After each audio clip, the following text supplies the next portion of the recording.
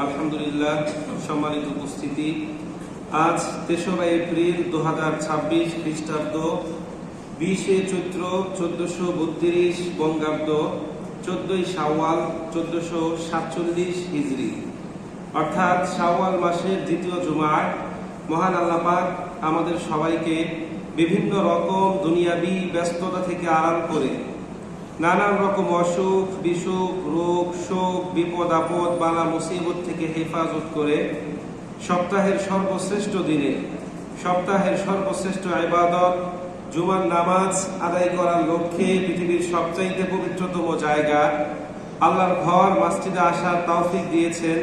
সেই জন্য অন্তরে অন্তঃস্থল থেকে সেই রবের দরবারে তারই শেখানো বাক্যে কালিমাতুশ শুকর আদায় করি, আলহামদুলিল্লাহ। রব্বানা লাকাল হামদ হামদান কাসীরান তাইয়িবান মুবারাকান ফীহি। সকল প্রশংসা একজনের জন্য, তিনি কে? সম্মানিত উপস্থিতি, আজকে আমরা যে বিষয়ের উপর আলোচনা করব তার শিরোনাম হলো মৃত্যু ও পরকালীন জীবন, প্রস্তুতি, আমাদের করণীয় ও বর্জনীয়। সম্মানিত উপস্থিতি, এই পৃথিবীতে এমন কোনো বিষয় নেই যা নিয়ে সাধারণ মানুষের মধ্যে কোনো ইখতিলাফ, মত পার্থক্য বা মতভেদ নেই, বরং সকল বিষয় নিয়ে মানুষের মধ্যে কোনো না কোনো মত পার্থক্য আছে। কিন্তু একটা বিষয় আছে যার ব্যাপারে দুনিয়ার সকল মানুষ একমত, চাই সে আস্তিক হোক নাস্তিক হোক, হিন্দু বৌদ্ধ মুসলিম ইহুদি খ্রিস্টান ভিল গারো কনফুসিয়াস, যে ধর্মের অনুসারী হোক না কেন, প্রত্যেকে বিশ্বাস করে one day he has to die, একদিন তাকে মৃত্যুবরণ করতে হবে। এই মৃত্যু থেকে বাঁচার যেমন কোনো উপায় নেই, ঠিক তেমনি পালাবারও কোনো জায়গা নেই। মৃত্যু সম্পর্কে মানুষের এই বিশ্বাসের মূল ভিত্তি হলো বাস্তব অভিজ্ঞতা। মানুষ প্রতিনিয়ত এর মুখোমুখি হচ্ছে, আমরা প্রতিনিয়ত প্রত্যক্ষ করছি আমাদের আত্মীয় স্বজন পিতা মাতা বন্ধু বান্ধব প্রতিবেশী আমাদের ছেড়ে চলে যাচ্ছে। যারা একবার চলে যাচ্ছে এরা আর কখনোই ফিরে আসছে না। সুতরাং বিশ্বাস না করেও আমাদের কোনো উপায় নেই। আবার আমরা যেহেতু মুসলমান, আমাদের এই বিশ্বাসের ভিতটা আরো একটু মজবুত, আরো একটু দৃঢ়। একদিকে আমরা যেমন বাস্তবে দেখে অভিজ্ঞতা লাভ করছি, অন্যদিকে কোরআন এবং হাদিসের বাণী আমাদের এই বিশ্বাসের ভিতকে আরো একটু মজবুত এবং দৃঢ় করে দিচ্ছে, ঠিক কিনা? সম্মানিত উপস্থিতি, সূরাতুল আলী ইমরান 185 নম্বর আয়াত, আল্লাহ রাব্বুল আলামিন বলেন, কুল্লু নাফসিন যায়িকাতুল মাউত ওয়া ইন্নামা তুওয়াফাউনা উজুরাকুম ইয়াওমাল কিয়ামাহ ফামান যুহজিহা আনিন নারি ওয়া উদখিলাল জান্নাতা ফাকাদ ফাজ ওয়া মাল হায়াতুদ দুনিয়া ইল্লা মাতাউল গুরুর। রব্বুল আলামিন বলছেন, কুল্লু নাফসিন যায়িকাতুল মাউত, অবশ্যই অবশ্যই প্রত্যেকটা প্রাণীকে মৃত্যুর স্বাদ গ্রহণ করতে হবে। ওয়া ইন্নামা তুওয়াফাউনা উজুরাকুম ইয়াওমাল কিয়ামাহ, কিয়ামত দিবসে আল্লাহ পাক রব্বুল আলামিন প্রত্যেককে তার আমলনামা বুঝিয়ে দিবেন। ফামান যুহজিহা আনিন নার, ওই দিন যাকে জাহান্নামের আগুন থেকে মুক্তি দেওয়া হবে। ওয়া উদখিলাল জান্নাতা, জান্নাতের মধ্যে প্রবেশ করানো হবে। ফাকাদ ফাজ, ওই ব্যক্তি সফল কাম হয়ে যাবে। ওয়ামাল হায়াতুদ দুনিয়া ইল্লা মাতাউল গুরুর, হে দুনিয়ার মানুষ তোমরা জেনে রেখো, পার্থিব জীবন ধোঁকাবাজি আর ভোগ বিলাসিতা ছাড়া কিছুই নয়, ঠিক কিনা? কে বলছেন এই কথা? আল্লাহ পাক রব্বুল আলামিন।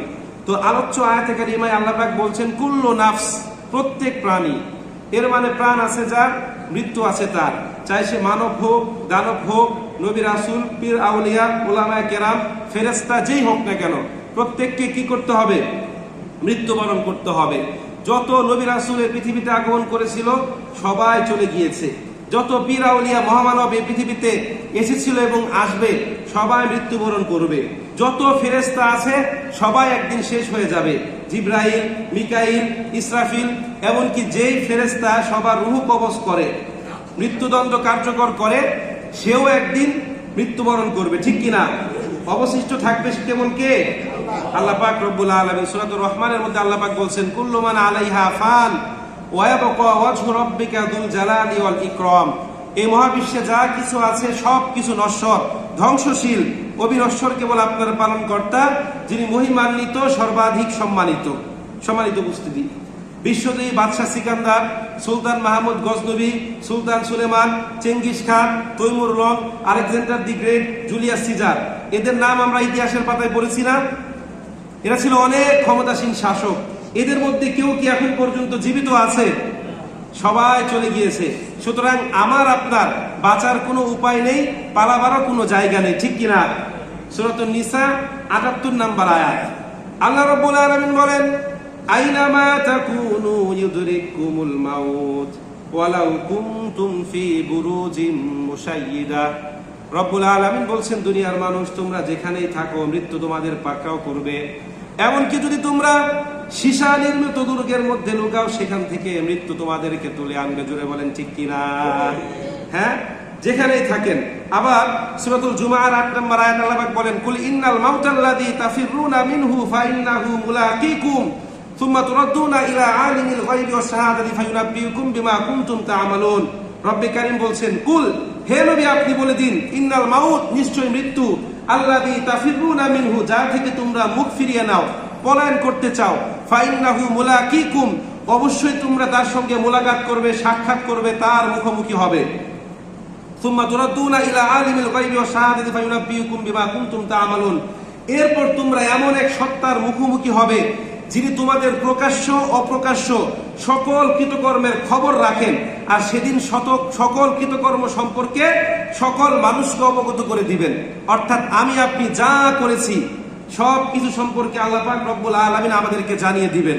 ওই পরকাল দিবসে আল্লাহ পাক রব্বুল আলামিনের দরবারে আমার আপনার আমলনামা উপস্থিত করা হবে। আল্লাহ পাক রব্বুল আলামিনের দরবারে আমার আপনার যাবতীয় কাজের যে রেকর্ড, এই রেকর্ডটা পেশ করা হবে।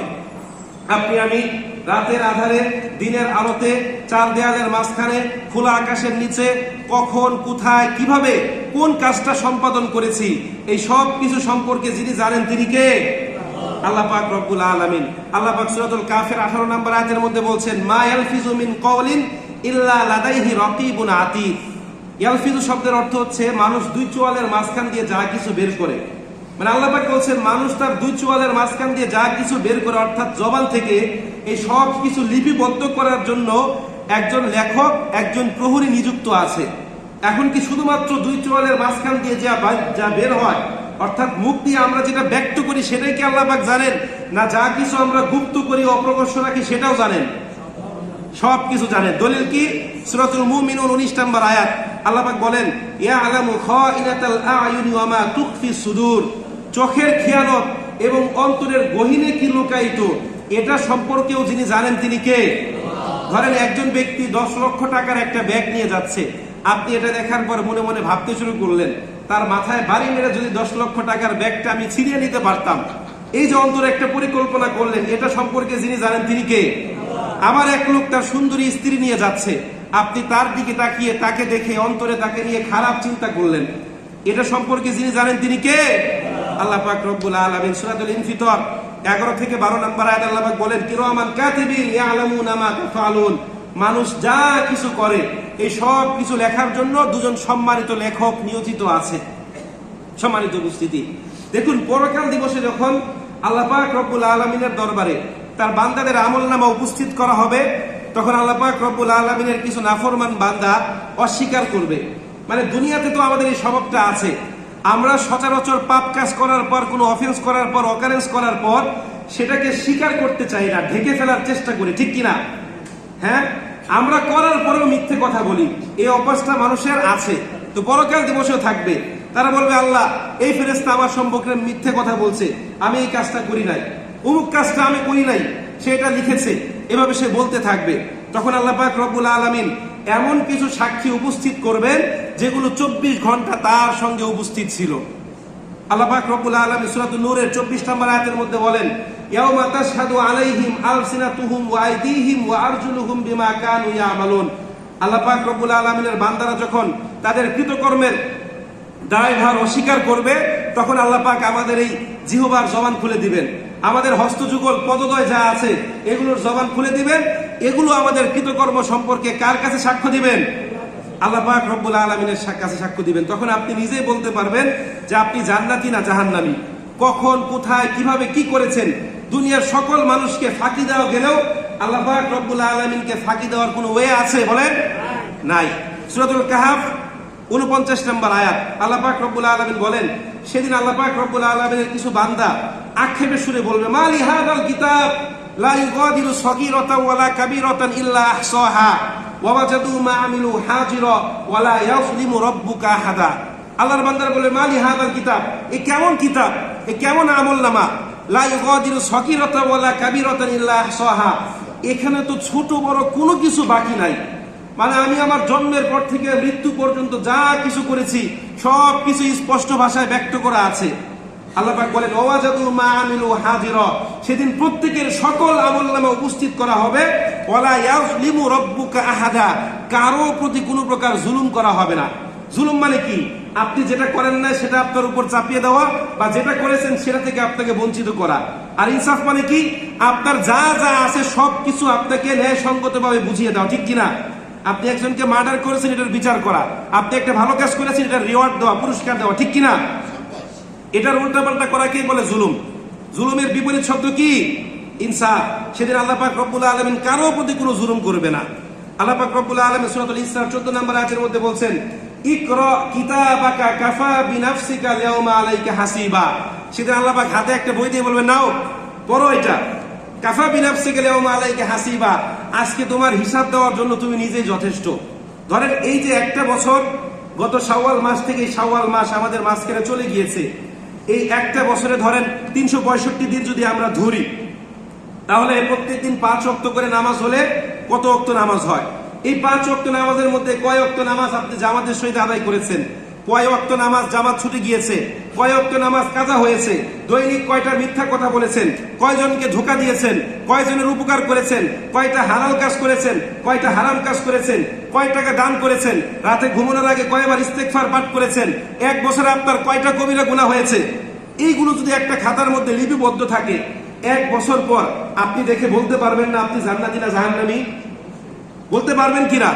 তো সেদিন যখন আমলনামা হাতে দেওয়া হবে, এটা দেখে প্রত্যেকে বলতে পারবে যে তার চূড়ান্ত গন্তব্যস্থল কোথায়। সম্মানিত উপস্থিতি, তো পরকাল দিবসে যেহেতু আল্লাহ পাক রব্বুল আলামিনের দরবারে আমাদের আমলনামা উপস্থিত করা হবে, এই জন্য দুনিয়াতে কি করতে হবে? ভালো আমল করতে হবে। তো পরকাল দিবসে যাওয়ার প্রথম ধাপ কি? মৃত্যু। আল্লাহ পাক বলছেন, আইনামা তাকুনু ইউদরিকুমুল মাউত, তোমরা যেখানেই থাকো মৃত্যু তোমাদেরকে পাকড়াও করবেই। এর মানে বোঝা যায় মানুষ তার জ্ঞানের দ্বারা, গুণের দ্বারা, বুদ্ধির দ্বারা, বংশমর্যাদা, ক্ষমতার দাপট দ্বারা মৃত্যু থেকে বাঁচতে পারে না, ঠিক কিনা? দেখুন, যদি টাকা পয়সা, অর্থ সম্পদ দ্বারা মৃত্যু থেকে বাঁচা যেত, তাহলে কারণের মতো ধনী ব্যক্তি কখনোই মৃত্যুবরণ করতেন না, ঠিক কিনা? যদি ক্ষমতার দাপট দ্বারা মৃত্যু থেকে বাঁচা যেত, সাদ্দাত, নমরুদ, ফেরাউন, আরো যে সকল ক্ষমতাসীন শাসক আছে, এরা কখনোই মৃত্যুবরণ করতো না, ঠিক কিনা? এরপর যদি বুদ্ধির দ্বারা, জ্ঞানের দ্বারা মৃত্যু থেকে পার পাওয়া যেত, তাহলে সক্রেটিস, অ্যারিস্টটল, প্লেটো, এরপর রোসো, ভলতেয়ার, ম্যাকিয়াভেলি, আরো যে সকল সমাজ বিজ্ঞানী বা বুদ্ধিজীবী আমরা যাদেরকে বলি, এরা কেউ মৃত্যুবরণ করতো না, ঠিক কিনা? এজন্য কবি বলেন, মরণ থেকে পালাও তুমি, মরণ তোমায় লইবে ঘিরি, যদিও সুদূর আকাশ পানে পালাও সেথায় লাগিয়ে সিঁড়ি। এই রোগের কোনো ওষুধ নাই, আছে? এই মৃত্যু, এটার কিন্তু কোনো সময় নাই। প্রত্যেকের নিকট স্ব সময়ে মৃত্যু উপস্থিত হবে।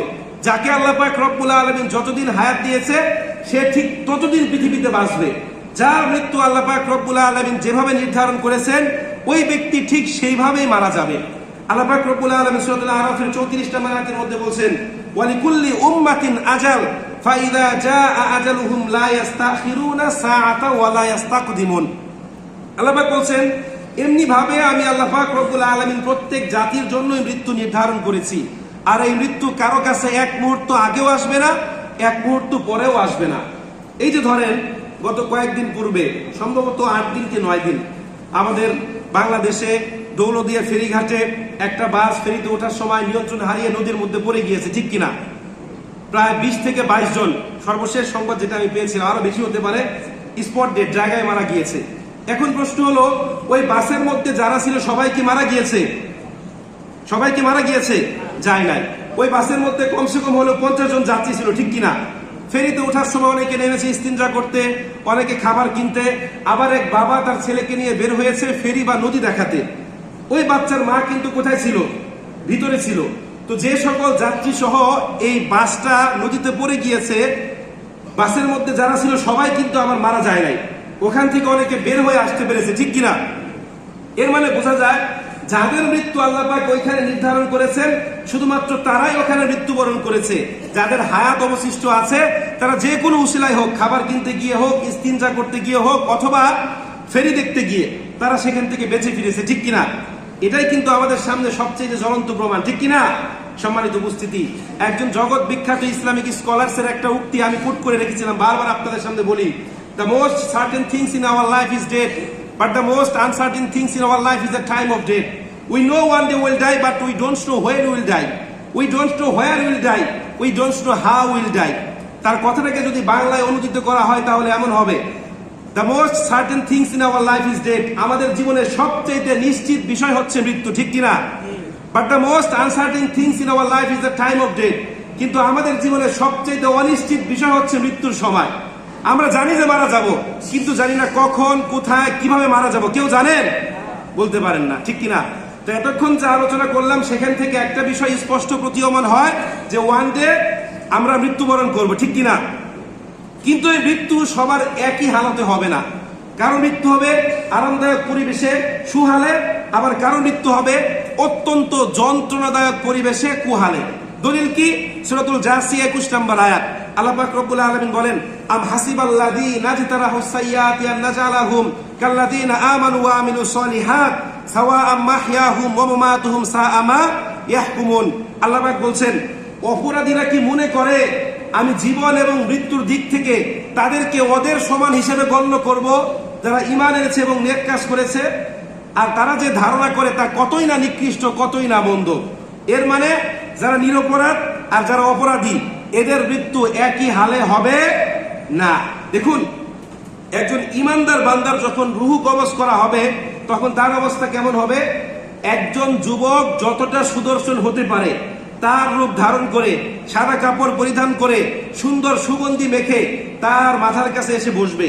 একটা বালতি ফুটা করে দিলে সেখান থেকে এক ফোঁটা পানি যেভাবে বের হয় এভাবে তার দেহ থেকে আত্মাটা বের হবে, তার কোনো রকম কষ্ট লাগবে না।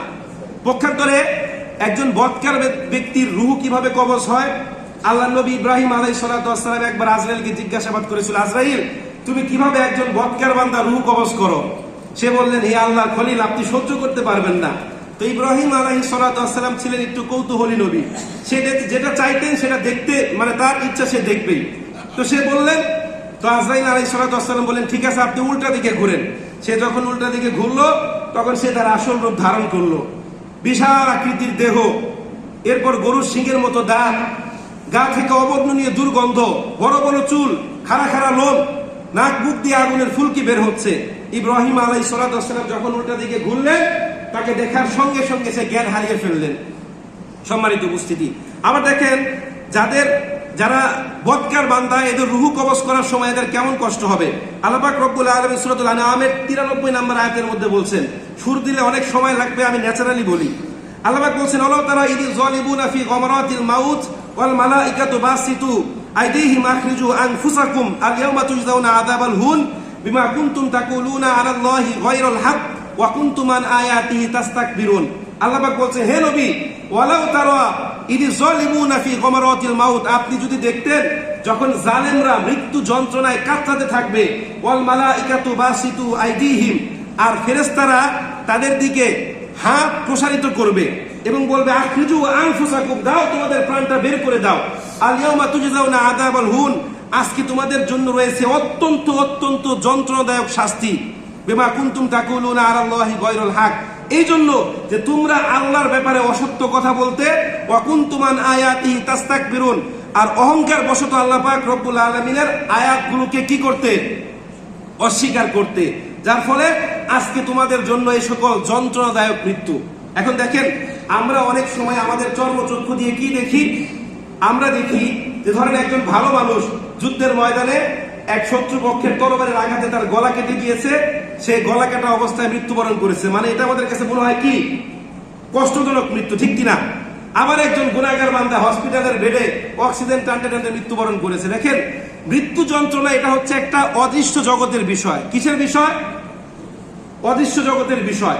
আমরা যদিও দেখছি যে একজন শহীদ ব্যক্তি গলা কাটা অবস্থায় মৃত্যুবরণ করছে, এমনও তো হতে পারে তার কোনো মৃত্যু যন্ত্রণাই নাই, ঠিক কিনা? এবং এটা হতে পারে না, হবে। এটা হচ্ছে অদৃশ্য জগতের বিষয়, এটার প্রতি আপনাকে বিশ্বাস রাখতে হবে। এবার আসেন বাস্তব বিষয় নিয়ে আমরা একটু ব্যাখ্যা করি। কারণ মৃত্যুর পর আমাদের রুহটা চলে যাবে আল্লাহর কাছে, আর এই যে বডি এটা পড়ে থাকবে কোথায়? কোথায় পড়ে থাকবে? মাটিতে বা কবরে, ঠিক কিনা? এখন বিজ্ঞান এই ব্যাপারে কি বলছে? আমার আপনার দেহটা যখন কবরের মধ্যে রেখে আসা হবে, এটার সঙ্গে কি ঘটবে? দেখেন, বর্তমান বিজ্ঞান বলছে এই যে দেহ এটা যখন কবরস্থ করা হবে, 24 ঘন্টা যেতে না যেতেই আপনার এই দেহের মধ্যে এমন এক ধরনের পোকা হয়ে যাবে, চরম দুর্গন্ধ ছড়াবে, আপনার আমার পায়ুপথ দিয়ে বের হবে, এবং এই দুর্গন্ধে অন্য অন্য পোকামাকড় গুলো আপনার দেহের কাছে চলে আসবে। 3 দিনের মধ্যে আপনার আমার শরীরের সবচেয়ে সুন্দর জায়গা কোনটা বলেন তো? নাক। একজন ব্যক্তির যদি নাক বোঁচা থাকে, নাক না থাকে, তাকে আমরা কেমন বলি? একটু নাক বোঁচা হলে আমরা নাক বোঁচা বলে গালি দেই, ঠিক কিনা? মানে এটাকে বলা হয় ইজ্জতের মানদণ্ড। 3 দিনের মধ্যে খসে পড়বে। এরপর 6 দিনের মধ্যে আপনার আমার যে নখ আছে, এই নখগুলো হাতের আঙ্গুল থেকে খসে পড়বে। 9 দিনের মধ্যে মাথার চুল, দাড়ি সহ শরীরের মধ্যে যত প্রকার লোম আছে এগুলো ঝরে ঝরে পড়ে যাবে। 17 দিনের মধ্যে এই গোটা দেহটা গ্যাস হয়ে ফেটে যাবে, নারী ভুঁড়িগুলা সব ভিতর থেকে বের হয়ে যাবে। এরপর 1 মাসের মধ্যে গোশতের মধ্যে পচন ধরে যাবে। 3 মাসের মধ্যে এক টুকরা গোশত খুঁজে পাওয়া যাবে না, মাটির সঙ্গে মিশে যাবে। 6 মাসের মধ্যে আপনার আমার যে হাড়, এই হাড় গুলাও জোড়া থেকে কি হয়ে যাবে? বিচ্ছিন্ন হয়ে যাবে। এরপর যার সামনে দাঁড়ানো লাগবে তিনি কে? বলেন কে? আল্লাহ পাক রব্বুল আলামিন বলছেন সূরাতুত তাহা 55 নম্বর আয়াত, মিনহা খলাকনাকুম ওয়া ফিহা নুঈদুকুম ওয়া মিনহা নুখরিজুকুম তারাতান উখরা। আমি আল্লাহ পাক তোমাদেরকে মাটি থেকে সৃষ্টি করেছি, মাটির মধ্যে তোমাদেরকে শায়িত করা হবে, আবার সর্বশেষ আমি আল্লাহ তাআলা তোমাদেরকে মাটি থেকে কি করব? বের করব। এখন আমাদের দেশে একদল জানোয়ার আছে যারা এই কথায় বিশ্বাস করে না। এরা বলে answer is nothing, there is no creator. স্রষ্টা বলতে কেউ নেই, মানুষ এমনি এমনি প্রকৃতিগতভাবে সৃষ্টি হয়েছে। এরা বলে মানুষের উৎপত্তি নাকি বিবর্তনের মাধ্যমে বানর থেকে। এই কথায় আপনারা বিশ্বাস করেন? স্বয়ং বানরও কিন্তু এই কথায় বিশ্বাস করে না। করে? মানুষের উৎপত্তি যদি বানর থেকে হতো তাহলে তো এখনো আমাদের দেশে বানর আছে না নাই? চিড়িয়াখানায় আছে, সুন্দরবনে আছে, বিভিন্ন জায়গায় আছে না নাই? কখনো কি দেখেছেন উন্নত খাবার আর ভালো মানের পরিচর্যার কারণে তারা বানর থেকে অর্ধেক মানুষ হয়ে গিয়েছে? আর একটু উন্নত সেবার চিকিৎসা দিলে পুরোপুরি বানর থেকে মানুষ হয়ে যাবে? দেখেছেন? তো যারা এই কথা বলে এরা মূলত নাস্তিক। দেখেন, অন্য কোনো ধর্ম নিয়ে নাস্তিকদের কোনো মাথা ব্যথা নেই। তাদের যত মাথা ব্যথা শুধুমাত্র কি নিয়ে? ইসলাম নিয়ে। তারা বলে অদৃশ্য জগতের কোনো অস্তিত্ব নাই।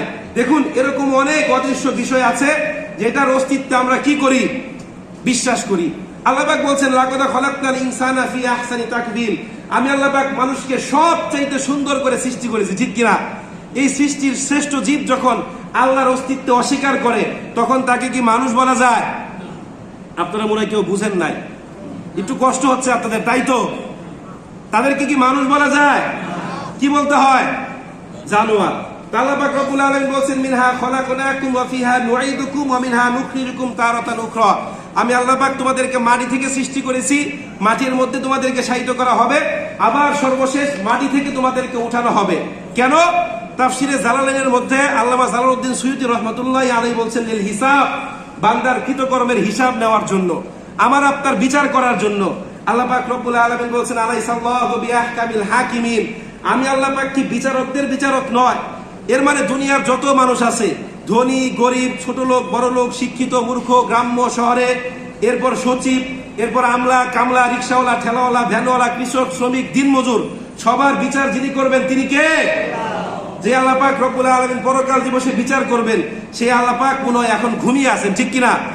শুধুমাত্র রমজান মাসে জাগ্রত হয়, এই জন্য রমজান মাসে আমরা একটু বেশি বেশি ইবাদত করি, বাকি 11 মাস আল্লাহ পাক নাক টেনে ঘুমায়, ঠিক কিনা? হ্যাঁ, মানে আপনারা তো মনে হয় একমত, এই জন্য নাও বলতে পারেন না। হ্যাঁ, আল্লাহ পাক রব্বুল আলামিন বলছেন আল্লাহু লা ইলাহা ইল্লা হুয়াল হাইয়ুল কাইয়ুম। আল্লাহ ছাড়া কোনো ইলাহ নেই, তিনি চিরঞ্জীব, চিরস্থায়ী, তাকে তন্দ্রাও স্পর্শ করে না, নিদ্রাও কি করে না, স্পর্শ করে না। সম্মানিত উপস্থিতি, তো দেখেন, আমাকে আপনাকে যখন কবরে রেখে চলে আসা হবে, একজন বদকার বান্দাকে যখন কবরে রেখে চলে আসা হবে, তার অবস্থা কেমন হবে? দুজন ফেরেশতা আসবে, আসার পর দেখা যাবে তাদের চোখগুলো বিজলির মতো চমকাতে থাকবে, তাদের দাঁতগুলো গরুর শিঙের মতো বড়। হ্যাঁ, তারা মূলত ওই যে চোখ, ওই চোখ দিয়ে দেখে না, কান দিয়ে শুনেও না। তারা আসার পর মুর্দাকে বসাবে, বসানোর পর তার মাথা থেকে পা পর্যন্ত যে কাফনের কাপড়, এটা খুলে যাবে। এরপর তাকে প্রশ্ন করবে, মা রব্বুকা মান দীনুকা মান হাদা রজুল। তো এই ব্যক্তি যদি বদকার হয়, কোনো প্রশ্নের উত্তর দিতে পারবে না। সে কি বলবে? হা হা লা আদরি, হায় হায়, আমি কিছুই তো জানি না। কেন সেই কথা বলবে? দেখেন, দুনিয়াতে থাকতে সে তার রবকে চেনার চেষ্টা করে নাই, দুনিয়াতে থাকতে সে রাসূলের কোনো আদর্শকে ধারণ করে নাই, দুনিয়াতে থাকতে সে ইসলামের যে সকল বিধিনিষেধ আছে এগুলোকে মেনে চলার চেষ্টা করে নাই। সে স্বাধীন ও স্বেচ্ছাচারী জীবনের পথে ধর্মকে বাধা মনে করেছিল। হায় হায়, আমি এই বিধান মেনে চললে আমার স্বেচ্ছাচারিতা থাকবে না। এই জন্য সে সেদিন কোনো প্রশ্নের উত্তর দিতে পারবে না। আল্লাহ পাক রব্বুল আলামিনের হাবিব বলছেন, ফায়াদরিবুহু দরবাতান বিল হাদিদ। সে যখন এই সকল প্রশ্নের উত্তরগুলো দিতে না পারবে, লোহার হাতুড়ি দিয়ে প্রচন্ড জোরে জোরে তাকে আঘাত করা হবে। যারা এই আঘাতের শব্দ, যার চিৎকারের আওয়াজ দুনিয়ার সমস্ত বোবা পানিগুলো শুনবে, শুধুমাত্র মানুষ আর জিন ছাড়া। এই যে আমরা কান্না করব, চিৎকার করব, যারা আঘাত করবে তারা কিন্তু শুনবে না, কারণ তাদের কি নাই? চোখ নাই এবং কান নাই। আপনার আমার চিৎকারের আওয়াজ শুনে বা কষ্ট দেখে তারা যে থামবে না, তারা ক্রমান্বয়ে কি করতে থাকবে? আঘাত করতে থাকবে। এজন্য রাসূল বলেন, আল কবরু ইম্মা রাউদাতুম মির রিয়াদিল জান্নাহ আও হুফরাতুম মিন হুফারিন নার। কবরের দুইটা অবস্থা, হয় জাহান্নামের গর্ত সমূহের মধ্যে একটা গর্ত, অথবা জান্নাতের বাগান সমূহের মধ্যে একটা বাগান। এই দুই অবস্থা ব্যতীত কবরের তৃতীয় কোনো অবস্থা নাই। সম্মানিত উপস্থিতি, পক্ষান্তরে যে ব্যক্তি দুনিয়াতে থাকতে আল্লাহ পাক রব্বুল আলামিনের আদেশ নিষেধগুলো মেনে চলবে, ইসলামকে নিজের সংবিধান হিসাবে নির্ধারণ করবে, রাসূলকে আদর্শ হিসাবে মেনে চলবে, ওই ব্যক্তিকে যখন কবরস্থ করার পর সবাই কবর থেকে চলে আসবে, সে দেখবে ঘুটঘুটে অন্ধকার, কেউ নাই, সবাই চলে গেছে। যাওয়ার পর দেখবে একটু পর কোথা থেকে একটা আলো ভেসে আসছে, কে যেন তার মাথার কাছে দাঁড়িয়ে আছে, কে যেন তার পায়ের পাশে বসে আছে। সে বলবে, কে তুমি? বলবে, আমি তোমার নামাজ। আরেকটা বলবে, আমি তোমার দান সদকা, আমি তোমার নেক আমল, আমি তোমার ভালো কাজ। আজকে সবাই চলে গিয়েছে, আমি তোমার সঙ্গী হয়ে কবরের মধ্যে রয়ে গেলাম। সুবহানাল্লাহ পড়তে পারেন না? সম্মানিত উপস্থিতি, এখন কবরের জন্য কে কতটুকু প্রস্তুতি নিয়েছেন বলেন তো? ধরেন আমরা এখন মোটামুটি সবাই এক রুমে থাকি। ধরেন আপনার একটা রুম 12 ফিট বাই 13 ফিট, আপনি রাতের বেলা এই রুমে ঘুমান, আপনি দরজা লাগিয়ে ঘুমানোর প্রস্তুতি নিচ্ছেন। ঘরের মধ্যে একটা সাপ, ঘরের মধ্যে একটা কি, আপনি নিশ্চিন্তা সুন্দর করে ঘরে ঘুমাতে পারবেন সাপটা না মারা পর্যন্ত? ঘরের তো একটা দৈর্ঘ্য প্রস্থ আছে 13 ফিট বাই 12 ফিট, আপনি দৌড়াদৌড়ি করে পালাতে পারবেন, কিন্তু আপনার কবরের লেন্স কতটুকু, কবরের আয়তন কতটুকু? হ্যাঁ, এখানে যদি সাপ থাকে, এখানে যদি আযাব থাকে, এখান থেকে তো আপনি নড়াচড়াও করতে পারবেন না, ঠিক কিনা? উঠে বসতে পারবেন? এই 13 ফিট বাই 12 ফিট ঘর সাজানোর জন্য কত কিছু, কত দুই নাম্বারি, কত জায়গা থেকে মানুষকে ধোকা দিয়ে ঠকিয়ে টাকা পয়সা ইনকাম করি, ঠিক কিনা? হ্যাঁ, ওই কবর সাজানোর জন্য কে কতটুকু প্রস্তুতি নিয়েছেন বলেন তো? কে কতটুকু পরিশ্রম করেছেন?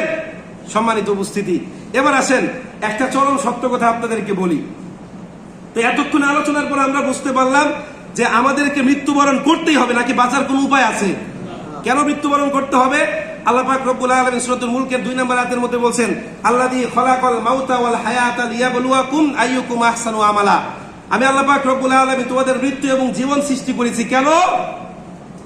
হ্যাঁ, আমলের দিক দিয়ে তোমাদের মধ্যে কে উত্তম এটা দেখার জন্য। আচ্ছা বলেন তো, আগে জীবন না আগে মৃত্যু? আমি কথাটা 2-3 বার এখানে বলেছি, আগে জীবন না আগে মৃত্যু? আগে মৃত্যু। এর মানে মায়ের গর্ভে যখন ছিলাম তখন আমরা মৃত ছিলাম না জীবিত ছিলাম? বুঝেন না মনে হয়। জীবিত ছিলাম না মৃত ছিলাম? প্রথমে ছিলাম মৃত। প্রথমে রূহ ছিল? 4 মাসের আগ পর্যন্ত রূহ ছিল না। এরপর আল্লাহ পাক রূহ দিয়েছেন। আমাদের পিতা আদম আলাইহিস সালামকে যখন সৃষ্টি করেছেন তখন অনেক বছর তিনি এইভাবেই পড়েছিলেন। জীবিত ছিলেন না মৃত ছিলেন? প্রাণ আগে দিয়েছেন না পরে দিয়েছেন? এর মানে মৃত্যু আগে, জীবন কি পরে, আবার মৃত্যু, ঠিক কিনা? আবার জীবন। আল্লাহ পাক রব্বুল আলামিন সূরাতুল বাকারার 28 নম্বর আয়াতের মধ্যে বলছেন, কাইফা তাকফুরুনা বিল্লাহি ওয়া কুনতুম আমওয়াতান ফাহইয়াকুম সুম্মা ইউমীতুকুম সুম্মা ইউহয়িকুম সুম্মা ইলাইহি তুরজাউন। হে দুনিয়ার মানুষ, তাকফুরুনা বিল্লাহ, কাইফা তাকফুরুনা বিল্লাহ, কিভাবে তোমরা মৃত্যুকে অস্বীকার করো, ওয়া কুনতুম আমওয়াতা, অথচ তোমরা মৃত ছিলে, ফাহিয়াকুম, এরপর আমি আল্লাহ পাক তোমাদেরকে জীবন দিয়েছি, সুম্মা ইউমীতুকুম, এরপর আবার তোমরা মৃত্যুবরণ করবে, সুম্মা ইউহয়িকুম, এরপর আবার আমি আল্লাহ পাক তোমাদেরকে জীবন দিব, সুম্মা ইলাইহি তুরজাউন, এরপর তোমাদেরকে কার কাছে আসতে হবে? আমি আল্লাহর কাছেই আসতে হবে। এখন এই যে মৃত্যু, এই মৃত্যুর জন্য কে কতটুকু প্রস্তুতি নিয়েছেন বলেন তো? কারো প্রস্তুতি আছে?